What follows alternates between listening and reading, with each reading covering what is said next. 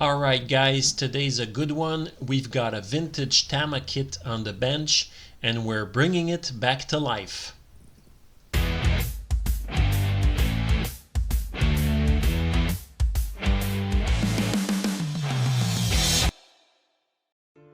Welcome to the channel.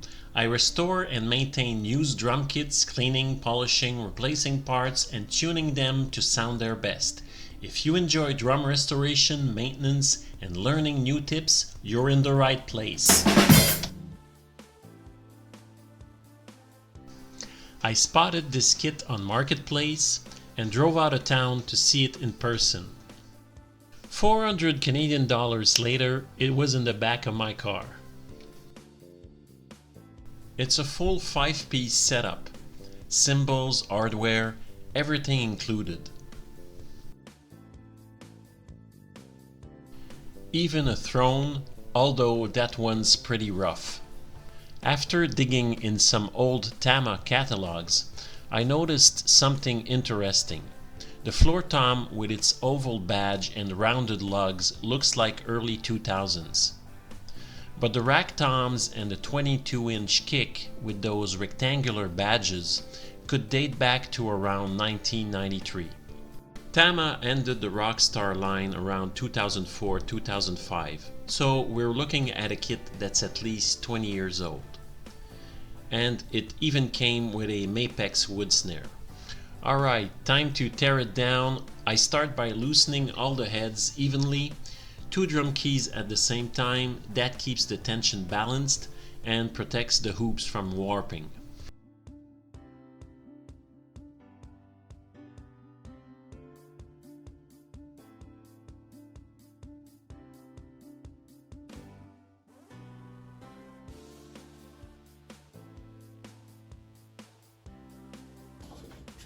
This kit is definitely getting a deep clean.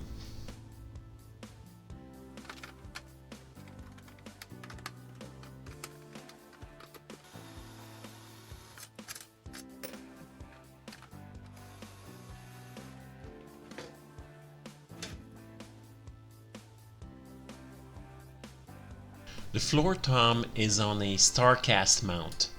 To remove it, I back out the 2 small Allen screws on each of the 3 mounting points.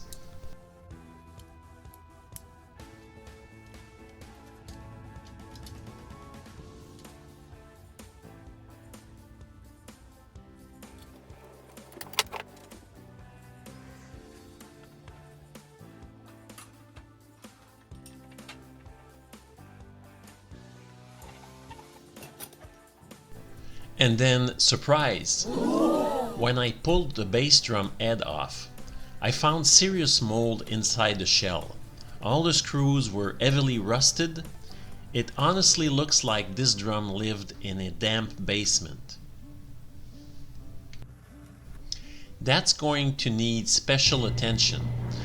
I will actually make a full video just on drum mold removal. So if you want the detailed process, stay tuned. For this one, I'll keep it short and show before and after.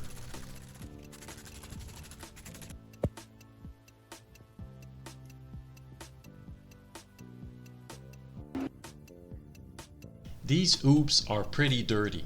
So first, they go in a warm, soapy water bath. Just a few minutes to loosen everything up. After that, I grab some grade 0000 extra fine steel wool and a metal cleaner spray. Slow, gentle scrubbing. You can already see the shine coming back. To finish off, a good microfiber cloth polish, and that's when the hoops really start to come alive. Next up, all the small hardware. First, everything goes in a warm, soapy water bath. I usually leave the parts in there for about an hour. That helps loosen years of dirt and grease. Some of these pieces are pretty rusty, especially the bass drum screws. For those, I switch to a rust remover bath, and I usually let them sit overnight. For the tension rods, I like to finish with a light coat of WD-40. It helps drive out any remaining moisture and protects them.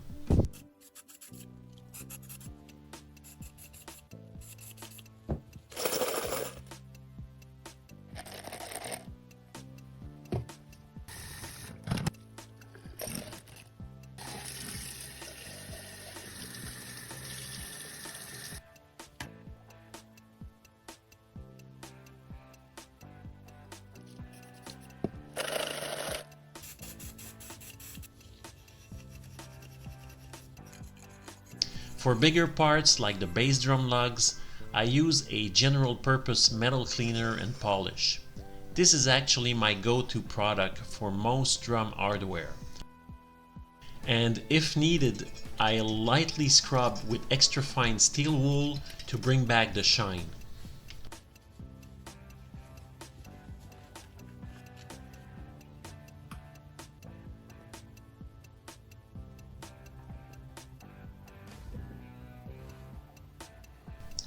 Now for one of the most satisfying parts, cleaning the shells. These drums have clearly collected years of dirt.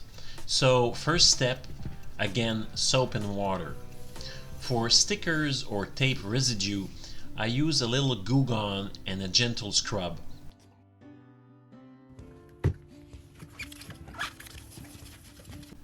Sometimes I'll carefully use a razor blade to lift the leftover glue, but you really have to go slow here to avoid damaging the finish. Once the main dirt is gone, I wipe everything down with 7% cleaning vinegar. It's one of my go-to products for general cleaning. While I'm at it, I also check the lug screws. Over time they can loosen up, so I make sure everything is snug. No over-tightening.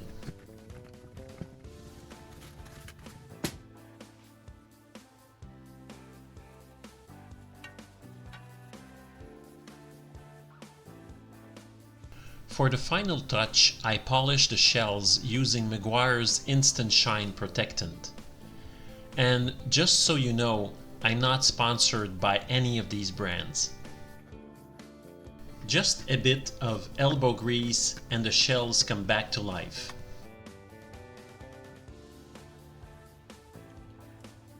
While I was working on this kit, another opportunity popped up on Marketplace. A really nice TAMA Rockstar snare. And that was perfect because the kit originally came with a Mapex snare. After a bit of negotiating, 120 Canadian dollars later, the drum was mine. And honestly, it was already in great condition. Very clean, the snare wires worked perfectly, and it was even tuned almost exactly the way I like it. So this one didn't need much work at all, just a quick polish. And if you watch my other videos, you've probably noticed I often reuse drum heads. As long as they're not dented and the coating is still good. Most of the time, a magic eraser is all it takes to remove the stick marks. Next up, the hardware. This part is pretty straightforward. You've already seen the process with the hoops and the lugs, and honestly, it's pretty much the same thing here. A good cleaning first, then a metal cleaner and polish. If needed, a light scrub with extra fine steel wool.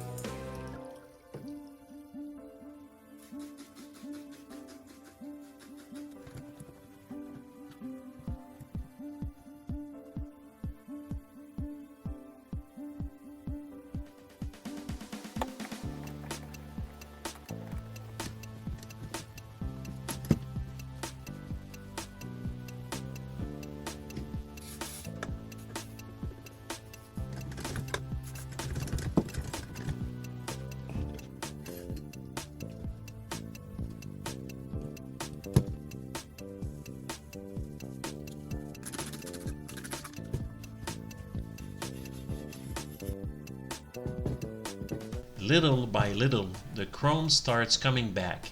It's simple work, but it makes a huge difference once everything is reassembled. The drum throne was in rough shape, so I decided to redo the upholstery myself.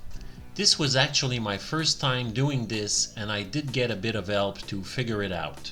I think it deserves a separate video of its own. For now, I'll just show a quick summary. The final result isn't perfect. We're not professionals and we didn't have all the specialized tools. But overall, it was definitely worth the effort. Now let's tackle the cymbals. The kit came with hi-hats, a ride and a crash. And here's another little surprise. At the seller's house, I didn't notice the crash cymbal was cracked and had been repaired with a hole to stop the crack from spreading. So I decided to replace it with another crash I had lying around. It's a good reminder, even if you know what you're doing, always check used gear carefully before you buy. For cleaning, I usually go with a two-step process. Step 1, Barkeeper's Friend Cleanser. This stuff works really well for tarnish. Step 2, my favorite cymbal cleaner from Music Nomad. I think it outperforms the other big brand alternatives.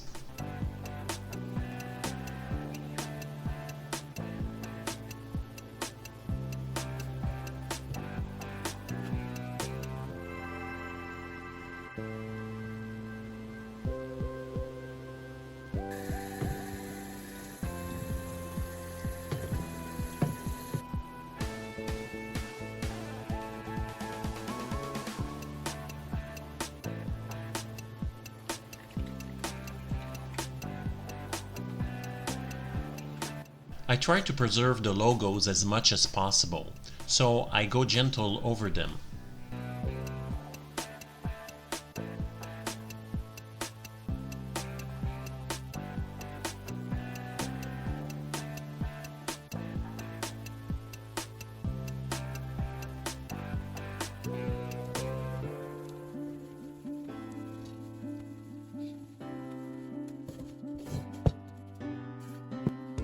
Then rinse and repeat with the rest of the cymbals.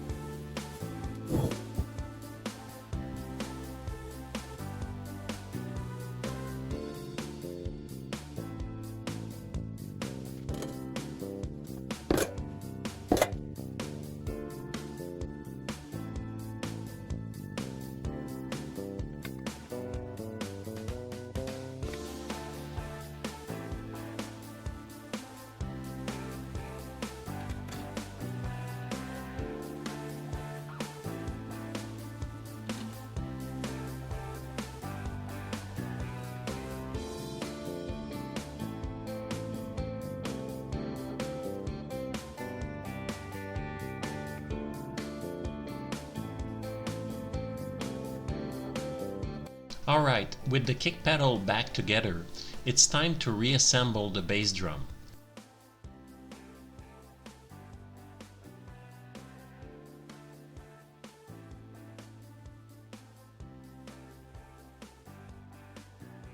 Notice the bass drum hoop.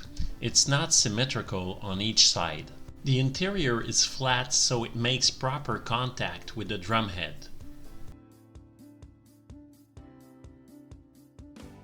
For now, I just finger tighten everything, making sure tension is roughly even and the drum heads are wrinkle free. I leave the drums at their lowest tension for the moment. Then I muffle the bass drum batter head with a blanket or a towel and slightly muffle its resonant head with a felt strip. Just enough to tame overtones without killing the sound.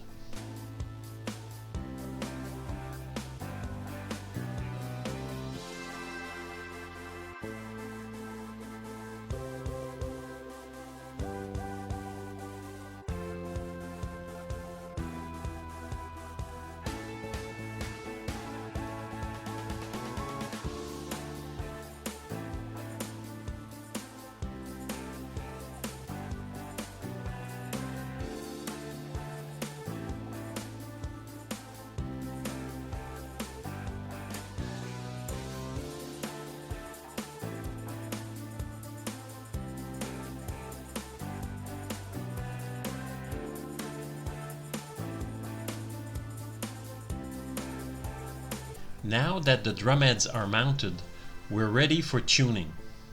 Just to be clear, this isn't a course on tuning. This is my personal process. I always start with a pitch in mind, what intervals I want between each tom and what interval I want between the batter head and resonant head. Remember, I started with the heads at their lowest tones. Using an old school drum dial, I checked that the tension around the drumhead is roughly even. Again, not science, just a starting point. After that, I tap tune each lug, trying to get an even pitch all around. I use my ears, a tuning app, or a tone generator. I work my way up to the desired pitch for each lug and the fundamental pitch I want for the drum, always making small adjustments.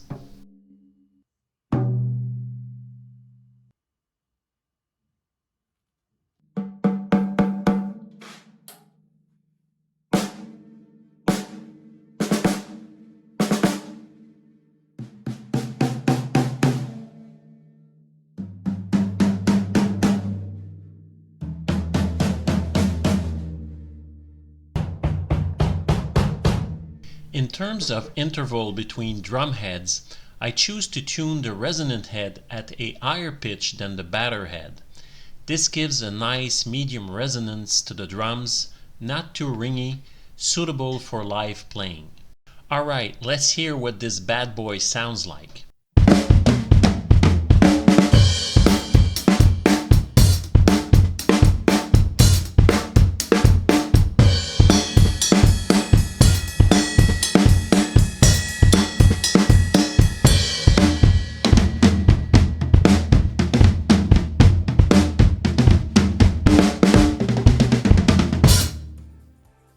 Thanks for watching. If you enjoyed this restoration, don't forget to like, comment, and subscribe. And stay tuned for my next project, maintenance and cleaning of a Gretsch drum. Until next time, happy drumming!